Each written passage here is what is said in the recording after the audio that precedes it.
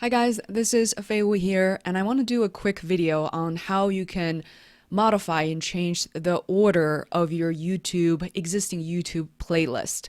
So if you try to find the content in a lot of places on YouTube, there are videos recorded in 2013, 14, and up to 17, and none of that helped.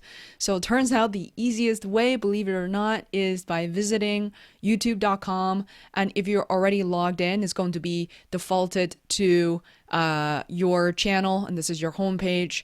And it's literally one click, and it's on the left hand side below home trending. Keep looking down and actually find your playlist here. And I believe the most recent playlist will be listed at the top.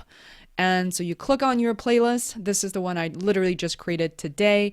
And I have 16 videos here. And a lot of you, doesn't matter how careful you are, YouTube just has its a mind of its own and trying to upload the video not necessarily in order. So the way I organize them visually is so that I can tell which one goes first, second, and third if somehow YouTube swaps them by default. So for example, I'm going to move 1.2 above 1.1. If it's uploaded like this, all you need to do is grab these little two line icon and do that. And after that, there's no button you need to click.